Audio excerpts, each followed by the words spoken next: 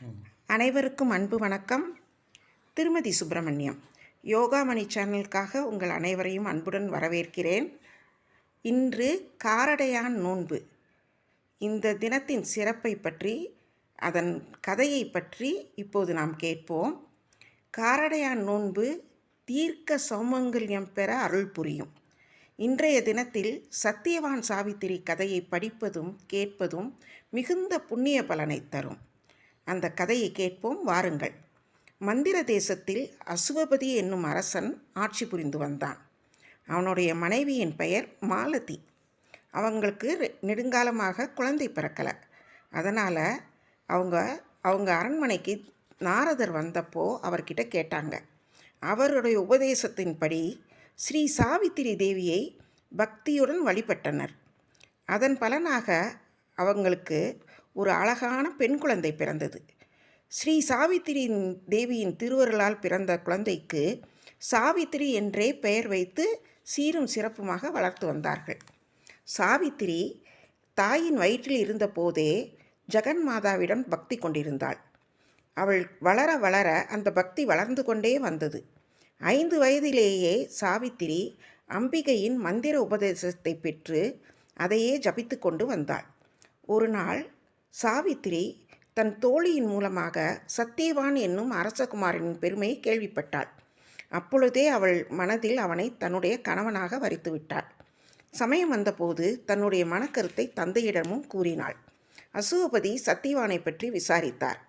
சத்தியவான் அற்ப ஆயுளை உடையவர் என்று தெரிந்து கொண்டதும் அவர் மிகுந்த வருத்தமடைந்தார். இதை பற்றி சாவித்திரி தெரிந்து கொண்டாள்.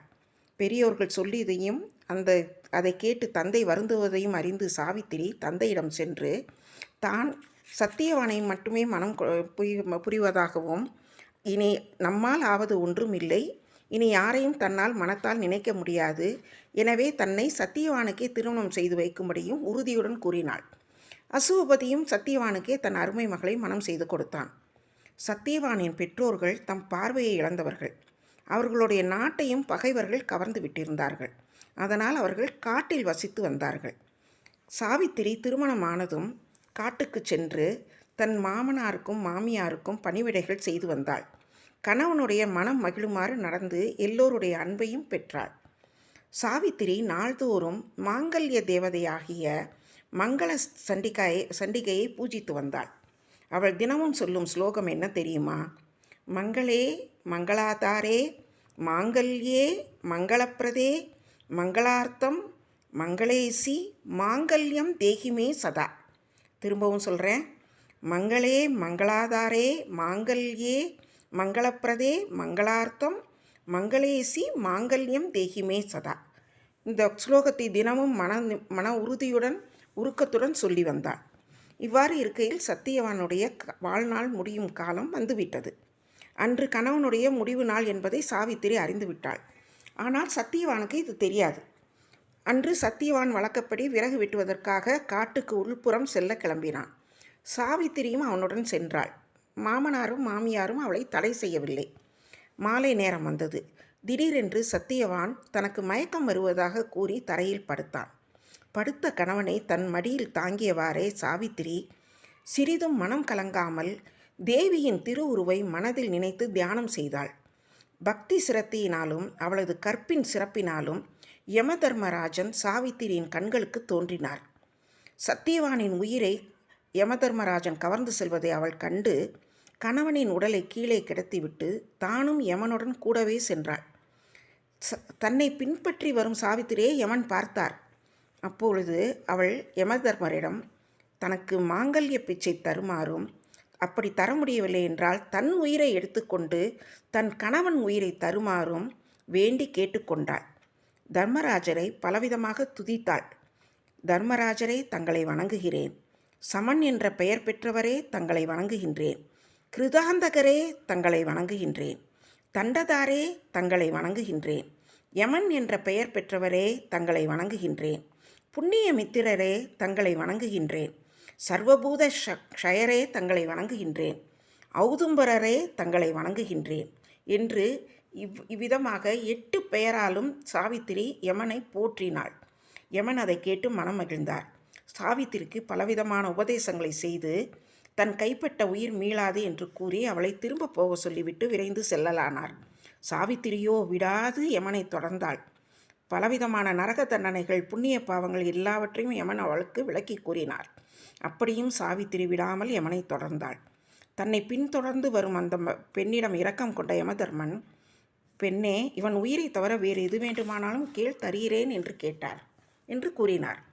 அப்பொழுது சாவித்திரி தன் தந்தைக்கு பல புதல்வர்கள் பிறக்க வேண்டும் என்று கேட்டாள். யமன் அந்த வரத்தை கொடுத்தார். மறுபடியும் தொடர்ந்து சென்றாள். மீண்டும் சில வரங்கள் வேண்டுமானால் கேள் என்று யமதர்மன் கூறினார். தன்னுடைய மாமனுக்கும் மாமிக்கும் இழந்த பார்வையை கேட்டாள். அவர்கள் இழந்த நாட்டையும் திரும்ப தருமாறு கேட்டாள்.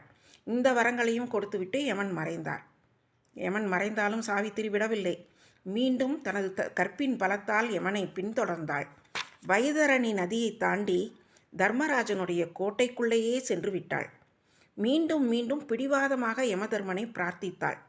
சாவித்திரியின் இடைவிடாத முயற்சி, தேவியிடம் அவள் கொண்ட பக்தி, கற்பின் வலிமை இவற்றை கண்ட யமன் மகிழ்ச்சியும் வியப்பும் அடைந்தார். அவளது கணவனின் உயிரையும் விடுதலை செய்தார். இதை இன்னும் சில ஏடுகளில் யமதர்மராஜனுடைய பத்தினி சாவித்திரியை சுமங்கலியாக இருப்பாய் என்று ஆசீர்வாதம் செய்ததும் யமதர்மராஜன் அப்படியே ஆகுக என்று கூறி சத்தியவான் உயிரை தர உடன்பட்டார் என்றும், வேறு சில ஏடுகளில் தனக்கு புதல்வன் வேண்டும் என்று சாவித்திரி யமனை வரம் கேட்டதாகவும், யமன் அந்த வரத்தை அவளுக்கு வழங்கிய பின்பு தன் பிழையை உணர்ந்து சத்தியவான் உயிரை திருப்பி கொடுத்து விட்டதாகவும் கூறுகிறார்கள். எப்படியாயினும் தன் கணவனின் உயிரை யமனிடமிருந்து திரும்ப பெற்றாள் சாவித்திரி. அவளது மன உறுதியும் கற்பின் வலிமையும் இதன் காரணம். சாவித்திரி கணவனின் உயிரை யமனிடமிருந்து திரும்ப பெற்று விரைவில் கானகம் வந்தாள். தன் கணவனின் உடலை மெல்ல தூக்கி தன் மடியில் வைத்து கொண்டாள். சத்தியவான் தூக்கத்திலிருந்து விழித்து எழுபவனைப் போல கண் விழித்து எழுந்தான். அவனுக்கு தனக்கு மயக்கம் வந்ததை மட்டுமே அறிந்திருந்தானே அன்றி தனக்கு வேறு என்ன நடந்தது என்பது அவனுக்கு தெரியவில்லை. சாவித்திரி அவனிடம் எதுவும் கூறவில்லை. அவனுடன் சத்தியவானுடன் தங்கள் ஆசிரமத்துக்கு சென்றாள். அங்கு அவளது மாமனாரும் மாமியாரும் இழந்த கண் பார்வையை பெற்றிருந்தார்கள். மகிழ்ச்சியுடன் இருந்தார்கள். அன்றே அவர்கள் இழந்த ராஜ்யத்தையும் பெற்றார்கள். பின்பு யாவரும் மகிழ்ச்சியுடன் வாழ்ந்தனர். இத்தகைய பெருமை வாய்ந்த சத்தியவான் சாவித்திரி கதையை கேட்பதும் படிப்பதும் காரடையான் நோன்பு அன்று கேட்பதும் மிகுந்த புண்ணிய பலனை அனைவருக்கும் தரும். இந்த விரதத்தை எப்படி செய்ய வேண்டும் என்ற குறிப்புகளும் இருக்கின்றன. 14 ஆண்டுகள் பெண்கள் இந்த பூஜையை செய்ய வேண்டும். எப்போதெல்லாம் செய்ய வேண்டும்? ஆவணி மாதம் சுக்கிலபட்சம் அஷ்டமியில் மகாலட்சுமி விரதம், ஆடி மாதம் சுக்கிலபட்ச சதுர்த்தசியில் சாவித்திரி விரதம், செவ்வாய்க்கிழமை மங்கள சண்டிகாதேவி விரதம், ஷஷ்டியில் ராஜாதேவி விரதம், கார்த்திகை மாதம் சுக்கிலபட்சம் அஷ்டமியில் துர்காதேவி விரதம். இந்த 5 விரதங்களையும் அவரவர் வீட்டு வழக்கப்படி விடாமல் தொடர்ந்து செய்து வந்தால் சுமங்கலிகள் அருமையான புத்திரர்களை பெறுவார்கள். கணவருடைய அன்பையும் நல்ல புத்தியையும் பெறுவார்கள். தீர்க்காயுளுடன் வாழ்வார்கள். மங்களமாக வாழ்வார்கள். இது பெரியோர் வாக்கு. செவ்வாய்க்கிழமைகளில் ஸ்ரீ சாவித்திரி தேவியை மனத்தில் இருத்தி இந்த ஸ்லோகத்தை அனைவரும் சொல்லி வாருங்கள். உங்களால் எவ்வளவு தடவை சொல்ல முடியுமோ அத்தனை தடவை சொல்லி வந்தால் மங்களங்கள் பொங்கி பெருகி நிலைத்து இருக்கும். அந்த ஸ்லோகத்தை மீண்டும் சொல்லுகிறேன், கேளுங்கள். மங்களே மங்களாதாரே மாங்கல்யே மங்களப்பிரதே மங்களார்த்தம் மங்களேசி மாங்கல்யம் தேகிமே சதா. மங்களே மங்களாதாரே மாங்கல்யே மங்களப்பிரதே மங்களார்த்தம் மங்களேசி மாங்கல்யம் தேகிமே சதா.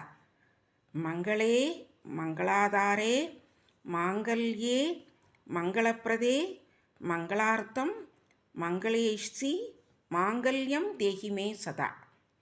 இந்த கதையை படித்தவர்களுக்கும் கேட்டவர்களுக்கும் இந்த விரதத்தை நல்ல முறையில் கடைப்பிடித்து வரும் அனைவருக்கும் உலக அன்னை ஜெகதாம்பிகை எல்லா நற்பலன்களையும் நிறைவாகத் தந்து நிலைக்கச் செய்வாள் என்று மனமுருகி நாங்களும் வேண்டுகிறோம்.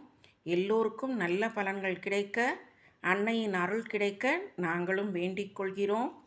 நன்றி, வணக்கம், மகிழ்ச்சி.